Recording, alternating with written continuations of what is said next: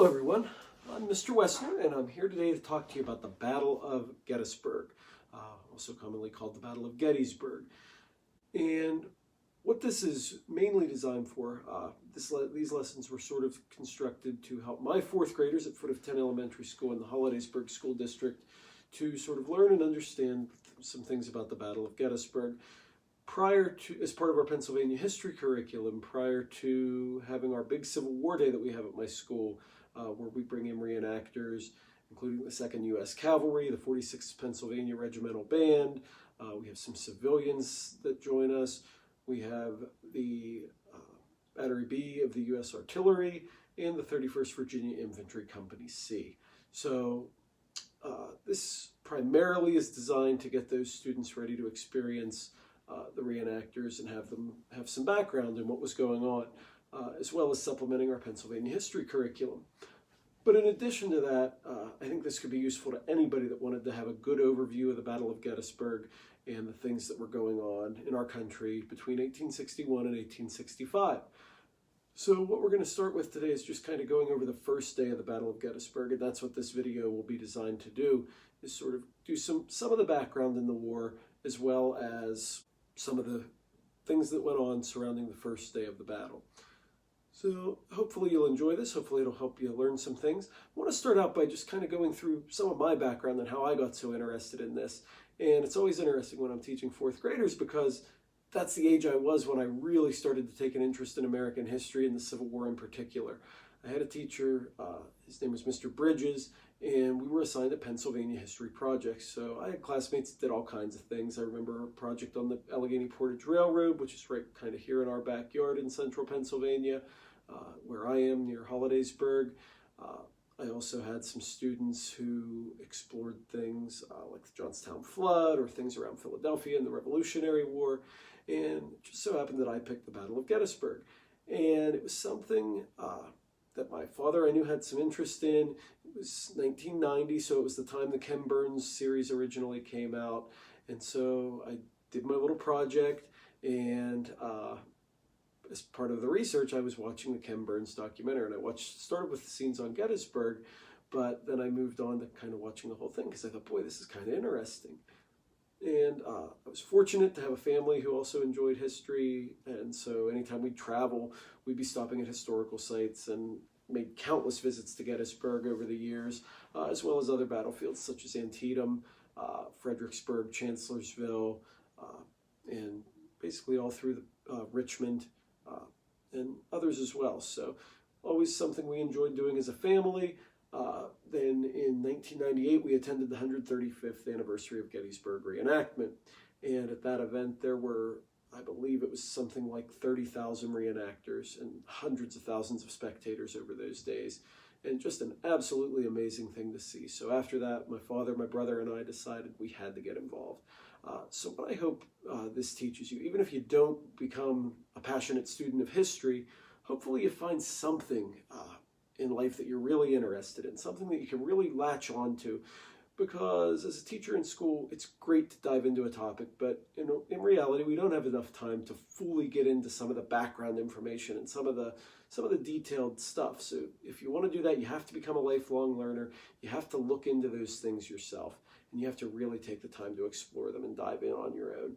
And so go to the library, watch documentaries. We're so fortunate. Back when I was in fourth grade, I didn't have the ability to hop on the internet and Google search for those things. So nowadays, of course, you could read even more.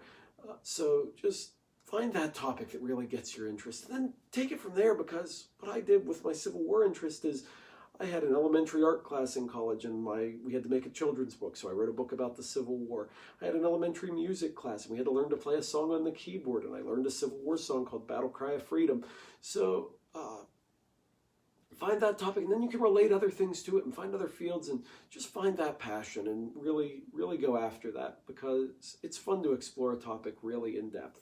And so this is my topic, and it just so happens that I'm lucky enough to teach this every year. But I hope you find something that you can really enjoy and really make that kind of your passion in life. And that would be a great way to learn and explore and develop yourself. So we're going to start here today by, like I said, looking at the Battle of Gettysburg, and we're going to in order to do that, we have to do a little bit of the background on the Civil War and what was going on in this time period in our country. So I wrote a packet several years ago, and this is another example of me using my own interest to add things to things I had to do. One of the projects I had to do in grad school was to create a textbook chapter and rewrite a textbook chapter. So I looked at our social studies book at the time and decided there's a lot missing in their coverage of the Battle of Gettysburg, just based on what I had studied and researched over the years. And there was a way to make this interesting to a fourth grade student and really still have a lot of the information there added to and some of the human interest types of things in there. So I came out with this. This was my packet that I designed, and I've been using it to teach the Battle of Gettysburg ever since. And on the front here, and I know it's hard to see maybe, but I have the story of Tilly Pierce. And again, as a young boy, and I can't remember how old I was on this particular trip to Gettysburg, but I found this diary at the visitor center in the bookstore. And I think I had maybe heard of Tilly Pierce too on some TV programs and things that I watched, or some of the documentaries. So I was familiar with her. But I decided I really wanted to read this diary because she was about my age. She was just a kid at the time of the battle. And so I pulled a quote here, and it reads as follows. The number of wounded brought to the place was indeed appalling. They were laid in different parts of the house. The orchard and space around the buildings were covered with the shattered and dying, and the barn became more and more crowded. The scene had become terrible beyond description. That night, in the house, I made myself useful in doing whatever I could to assist the surgeons and nurses. It was an animated and busy scene. Some were cutting bread and spreading it, while I was kept busy carrying the pieces to the soldiers. Now, I love that quote because this young lady, I mean, she was 15 years old. She wasn't a lot older than many of you watching. She was a kid, and she just happened to be living in this town where these armies came. And I'm from a small town, so it's really relatable to my students. Can you imagine if hundreds of thousands of soldiers would show up in our community and just suddenly, here they are, they're taking over churches and schoolhouses, and that's where they're bringing the dead and the wounded and dying. So that's what was going on for Tilly at the time of the Battle of Gettysburg. Her parents thought they were sending her to safety. They sent her out of town to a farm on the outside of town, thinking they were getting her away from the action and away from the battle.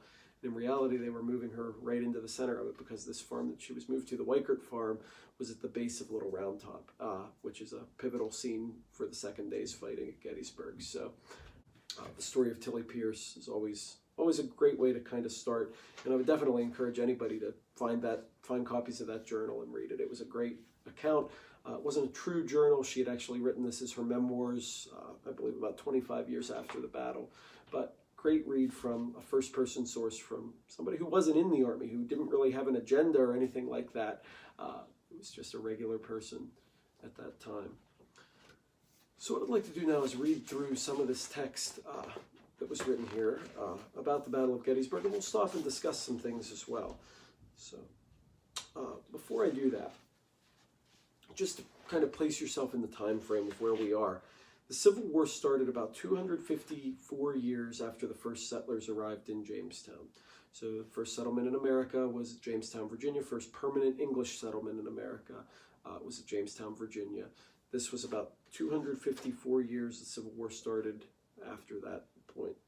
It was 85 years after the Declaration of Independence was signed. So 1776 to 1861, that was 85 years. We're at 31 years after the first railroad was constructed in America and put into use. And the railroad was a major component of the Civil War. The use of the railroad was one of the reasons the North, and their better railroad networks, is one of the reasons the North was ultimately successful. We're still 15 years, at the end of the Civil War in 1865, we were about 15 years before the invention of the first telephone by Alexander Graham Bell. We're at about 18 years before the invention of the light bulb. We are 24 years before the invention of the first automobile. We are 28 years before the Johnstown flood, which, living where we do here in Pennsylvania, that's a pretty important event in our own history. It's 42 years before the first airplane flight at Kitty Hawk by the Wright brothers. Going back quickly to the Johnstown flood, that was incidentally one of the first applications of the American Red Cross, and the founder of the American Red Cross, Clara Barton, started out as a battlefield nurse during the Civil War. Especially at the Battle of Antietam, her experience is well noted and well documented. This is also 80 years before the United States entered into World War II in 1941. So we've got a lot of things going on, and that just kind of helps to place us into the time period where we are. So it helps to know the time that we're talking about. So the Civil War was a long and bloody conflict fought over the course of 4 years. The Civil War began on April 12, 1861, with firing on Fort Sumter. It ended on April 9, 1865, with the surrender at Appomattox Courthouse in Virginia. The Civil War was different from other wars that have been fought throughout American history. This war was not fought with a foreign country. All of the soldiers who fought in the Civil War were Americans, and that really set it apart from any other war that's ever been fought in our country's history, certainly. That's what a civil war is. It's a war within two groups of the same country, two different groups in the same country. And it's not the only civil war. There have been civil wars in other countries. There are still, sadly, civil wars being fought today in places around the world. People who had been good friends and even family members before the war suddenly found themselves on opposite sides of the battlefield. Our country broke in two for many reasons, but one of the primary of these was slavery. Politicians from the North and South could not agree on how new states should become part of the United States. Many leaders in the North wanted slavery to be stopped altogether or abolished. Leaders in the South felt that it should be up to the states to decide whether or not to allow slavery. The states in the South would eventually decide to separate or secede from the rest of the United States and form their own country.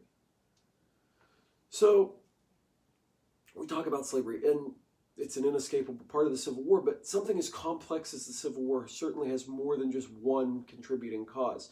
Slavery was the primary cause. It was especially the primary contributing cause politically. But the soldier that's doing the fighting, that wasn't always their motivation. So there were certainly soldiers that were fighting to keep slavery, in the case of Confederates. And there were certainly soldiers that were fighting to eliminate slavery in the Union. But that wasn't, you can't just confine history to everybody had the same motivations or everybody believed the same way. We can't do history by generalization. So there were soldiers in the South who believed slavery was wrong, certainly. There were soldiers in the South who recognized the inequalities, and they were fighting for other reasons. One of the main ones being that when the South fired on when the North took over Fort Sumter and fired on its own troops, fired on other Americans, that angered some folks in the South. In fact, states like Virginia hadn't seceded yet, but the acts at Fort Sumter, where United States soldiers were firing at what at the time were really other Americans, that angered people. So there were people that were fighting for that reason. Same way with the North. There were people in the North that were fighting not because of anything to do with slavery, but because they didn't want to see the country broken apart. They were believers in this great experiment that our founding fathers had set forth many years earlier, and they didn't want to see our country broken in pieces. So there were many, many motivations. There were many other factors that went into things, but certainly politically speaking, slavery is the cause of this war. As far as soldiers' motivations, the common man doing the fighting, there were a wide variety of reasons. Okay. And again, that's something that it's hard to cover everything within just a few paragraphs. It's certainly research the causes of the war, and you'll find many, many other things as well. So certainly, as always, do your own research and read things and dive a little deeper if you have time and have interest. The soldiers that were fighting for the northern states typically wore blue uniforms. Again, I say typically because that wasn't always the case. And they were called the Union Army. They were also called the Yankees or the Yanks at times. So you hear a lot of these different terms that mean the same thing, and that can get a little confusing. Similarly, the southern soldiers from the southern states typically wore gray uniforms. Again, typically, so there were shades of brown. There were times that the South was wearing things that were blue, so it could get really, really confusing on the battlefield. Those soldiers called themselves the Confederate Army. Their country that they formed when they broke away from the Union was called the Confederate States of America. Some of the states never officially left the Union, but had many men that fought for both sides, and those states were known as border states. So border states included places like Maryland, Kentucky, Missouri, West Virginia, and Delaware. West Virginia actually formed during the Civil War. So at the beginning of the war, there were 34 states. By the end of the Civil War, there were 36 states, with West Virginia and Nevada joining during the course of the war. West Virginia actually seceded from Virginia. The western counties didn't agree with Virginia's stand, so they took a vote and left the Union. Although there are some that say that vote's disputed because many of the folks with Confederate sympathies were already off fighting, and so the vote was taken by those who hadn't gone to fight, which of course were in many cases more of the Unionists that were staying back home in those cases, or maybe were off fighting for the Union as well. So by the summer of 1863, we're kind of right in the middle of this war. It started, as I said, in 1861. So the war moves north at that point. General Lee decided, even though the Confederacy had won many of the battles over the course of those first 2 years, the North had only won a handful of those victories. People were beginning in the North to wonder if the Union Army could win this war. They were getting weary of the war. They were tired of seeing their family members or neighbors being killed. They were tired of seeing their country losing and seeing stories in the paper of some of the victories of the South. So they were starting to feel sort of defeated, and the morale wasn't there, and the support wasn't there. So the North knew they needed a victory and that they needed to turn things around. People were beginning to wonder if the Union Army could win the Civil War, or if they were destined to have the United States forever divided between the northern and southern states. So there was kind of some doubt there, and it was something the North had to take care of. And at the same time, the South was in sort of the same situation. They knew what was going on. They knew the North was getting tired of fighting. And they knew one good, strong victory, especially if it occurred on northern soil, could bring an end to this war and give them the independence that they were seeking. In a lot of ways, they viewed themselves the same way the rebels fighting against England in the Revolutionary War viewed themselves. So they were looking at themselves as trying to fight for their own country. Although the South had won many of the battles, they also had difficulties. Many of the battles were fought in the South, and that meant the southern states had their railroads destroyed, their crops taken by the armies, and their citizens upset about having armies invading their towns. The leader of the entire Confederate Army of Northern Virginia, all the Confederate soldiers that were fighting at Gettysburg, was a man named General Robert E. Lee. And General Lee decided that if he could take his army north into Pennsylvania, the Union soldiers would have no choice but to follow him and leave the Confederate States of America and give them some relief. He had tried this once before at the Battle of Antietam, and it had failed. So he thought he needed to try again, and it was about a little less than a year after that, that we decided to move into Gettysburg. Antietam was fought in September 17th, actually, of 1862. So General Lee wanted to get out of Virginia, get the armies out of Virginia, give those places a chance to kind of recover. Okay. Before I get into the specifics of the first day at Gettysburg, I want to just go over some of the terminology that we're going to be hearing in this lesson and in the subsequent lessons as well, if you stay with me. So the way an army was organized in the Civil War, your army was your largest group. You had an army, okay? And that was the largest military unit. There were different armies. The armies at Gettysburg were the Army of Northern Virginia for the Confederacy and the Army of the Potomac for the North, for the Union.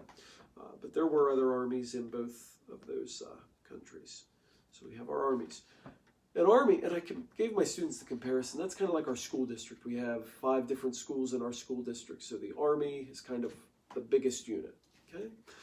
Then we break our armies down into corps. And a corps, I gave the analogy of like our school, okay? So we have 5 different schools. One school could kind of be compared to a corps, and that was the largest part of the army. The term corps came from a French word, so it's spelled C-O-R-P-S, looks kind of like corpse if we'd read it in English, but it's a French term, and there's a couple reasons for that. The French army really influenced the American army because at the time of the American Revolution, it was France that we went to for help. It was France that helped us to defeat the English in the Revolutionary War. In addition to that, we continued to learn from France because many of the soldiers studied Napoleonic tactics when they were at military schools like West Point. So they were studying the tactics of Napoleon, who was a French military leader who had had a lot of success and had some innovative ideas. So the idea, those 2 ideas give us a connection to the French army, and that's why corps and some other terms come from France. Now, each corps was then divided into smaller groups called a division. And a division could be made up of anywhere between, or a corps could be made up of anywhere between 2 and 4 divisions. A division at full strength would have been made up of 12,000 soldiers and would have covered about a mile of ground. So it would have stretched out for nearly a mile on the march. The divisions were then divided into brigades, and it was 3 to 4 brigades in each division. 3 was probably the most common number.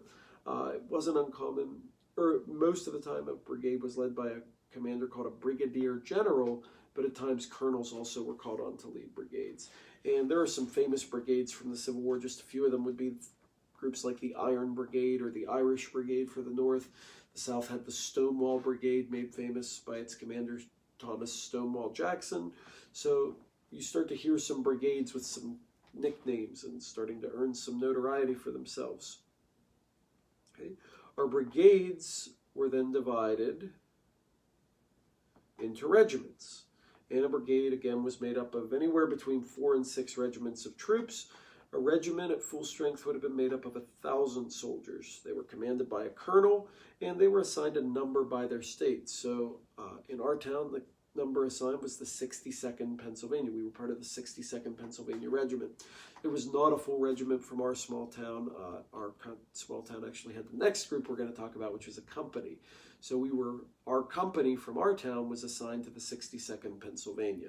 And then a company was made up of 100 soldiers at full strength again. Within those 100 soldiers, there were 83 privates. There were 8 corporals, 5 sergeants, 3 lieutenants, and 1 captain. So all of those parts kind of working together formed the Army. The company was assigned a letter. Typically that letter was somewhere between A and K. So they were assigned a letter from A through K. J was normally skipped, so there weren't any company J's that I know of, although there may have been. And then the company that happens to come from our town was actually the 62nd Pennsylvania Company M. And that was pretty rare. M wasn't used very often either. But for some reason they went so far, the 62nd had 12 companies, so M was used instead of the standard 10. So we're going to hear some things about companies and regiments and corps and brigades as we go on. So I just wanted you to kind of be aware of those different terms. Okay. So the first day, the Confederate objectives or goals as they entered Pennsylvania were to capture the state capital of Harrisburg, and then to march on toward Altoona and destroy the rail lines, and to march on toward Pittsburgh then and disrupt the iron and steel production that was taking place there. So the Confederates had some goals that had nothing to do with Gettysburg. In fact, the Confederate Army was on the outskirts of Harrisburg when they had to turn and head back south to Gettysburg because there were troops engaged there that needed support. So they wanted the state capital, then they wanted the rail centers, and then they wanted the iron and steel production. And that was typical of the Civil War. They tried to capture these strategic points or disrupt these strategic points. So the iron and steel that was produced in western Pennsylvania was used to make cannons and gun barrels for the Union Army. And by destroying the railroad, they could hope to cut off the supply of goods to the Union Army. So they had some pretty lofty goals, and they would have been pretty effective goals if the South had been successful. As the Confederate soldiers entered Pennsylvania, the First Corps of Lee's Army, led by General Ambrose Powell Hill, there were certain soldiers in that First Corps. It was a division commanded by a man named Henry Heath, who decided they were going to break off and head toward this little town they saw on the map. There were a bunch of roads leading into this town, and they were hoping they could find some supplies. They were very undersupplied at that point. There's old myths and stories that talk about shoes at Gettysburg and that they were looking for shoes. And they were certainly looking for shoes. They were looking for anything they could find. But it wasn't that the battle started because of shoes. There's an old sort of myth that the Battle of Gettysburg was fought over shoes or fought because there were shoes. And that's not really true. They were looking for supplies as they would have been anywhere they were on the march if they could have gotten resupplied. The South didn't have the industrial capabilities of the North. So anywhere they could get new clothing, new uniforms, certainly new shoes after all the marching they had done would have been advantageous. So that was their hope, that they could go into the town, get these supplies that they desperately needed, and then rejoin with their fellow soldiers. So in the meantime, the scouts for the Union Army had become aware of the Confederate position. They knew that these Confederates were kind of coming toward the town of Gettysburg.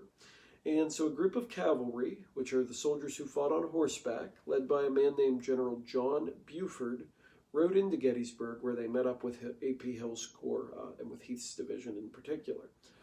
The fight that began between those groups would soon grow into the deadliest battle ever fought on American soil, and that is what Gettysburg was. It was the deadliest battle ever fought on American soil, with over 6,000 killed and upwards of 53,000 casualties, depending on which estimates you're reading, but those are the generally accepted numbers. So it's an amazing number of people killed in one battle. Buford's cavalry were outnumbered by the Confederates. However, they had a strong position on a small hill west of Gettysburg that was known as Seminary Ridge. And from that position, Buford and his cavalry were able to hold back the Confederate attack for long enough to allow reinforcements to arrive. And that was their whole goal, was to just kind of hold this spot, keep the Confederates from getting this spot. And Buford had a further plan where he knew that if he had to retreat through town, there was another high position. And the high ground was always important. If you could have the highest ground, higher ground than your enemy, then it was harder for them to attack you. It was harder for them to charge up the hill and get to your position and overtake your position. So the reinforcements that they were waiting for were the Union First Corps, and they were led by a man named General John Reynolds. Now, John Reynolds was actually the first choice to take command of the Union Army. There was a change in command just a few days before the Battle of Gettysburg, where the previous commander, a man named Joseph Hooker, was replaced by General George G. Meade. And before General Meade was offered command, the offer was actually made to General Reynolds. So he was very well respected. He was considered a brilliant tactical mind. And General Reynolds decided he did not want the pressure of overall command. He did not feel that that was where his talents were best suited. He felt like he belonged with his corps. So he continued to lead the First Corps, and command went to General Meade. So General Reynolds and his infantry first arrived on the battlefield. They were the first group of infantry to arrive, and their men took over, or helped support at least, Buford's battle-weary soldiers as the battle continued and raged on. General Reynolds, as I said, was one of the most gifted leaders in the Union Army, and unfortunately he would be killed within about 15 minutes of arriving on the battlefield. He was killed by a Confederate sharpshooter. He was the highest-ranking Union soldier killed during the entire battle. So as the day wore on, there was, again, a lot of fighting during the course of the day, fighting in various places of the battlefield, an area now known as Barlow's Knoll, an area known as the Railroad Cut, Mcpherson's Ridge, which is what's behind me here. This is the Mcpherson Farm. So this is showing some of the landscapes of the first day of the battle. And this is, incidentally, if you come into Gettysburg from the west, if you're traveling east and go into Gettysburg along U.S. Highway Route 30, this is kind of the first areas of the battlefield that you'll see. So the Union Army had to fall back. According to Buford's plan, they knew they could fall back and still have good ground. So as General A.P. Hill's Confederate Corps arrived on the field, reinforcing the Confederate strength, and then later in the afternoon, General Richard S. Ewell's troops arrived. So the Confederate numbers got there first. The Confederates had more soldiers on the field, and the North was being pushed back through town. There was a great deal of fierce fighting on this ground that was off to the west of the town of Gettysburg, especially near the area of an unfinished railroad. That scene became known as the Railroad Cut, and if you can think about how a railroad was built, it was kind of cut into the ground, so there were steep slopes on both sides, and those steep slopes sort of made a natural position for defense, but it was also a position that was easily overrun. If the enemy did get in there, you were kind of stuck in this low area, and it was easy to be overrun. So very fierce fighting at the Railroad Cut. By the end of the first day of fighting, the Union Army had been forced to flee through the town of Gettysburg. They established a new position on a small hill known as Cemetery Hill, and it was named after Evergreen Cemetery, which had been there prior to the battle. This isn't the famous cemetery where Lincoln gave the Gettysburg Address in November of 1863, but this was the cemetery that already existed in the town of Gettysburg. So through the evening, the Union worked to reinforce their position, make it stronger, dig in, build some fences, just some very simple earthworks and things like that that could be quickly constructed to help give them just a little bit of a more defensive position. There were also some natural barriers, things like fences and stone walls and things that were on the farmlands of Gettysburg anyway. As farmers plowed their field, they piled all the stones up sort of at one edge to kind of mark the boundaries and also just to kind of get the stones out of the field. So there were some natural things like that as well. During the evening, more troops arrived from both sides, and that included the overall Union commander, General George G. Meade, who arrived on the battlefield that evening.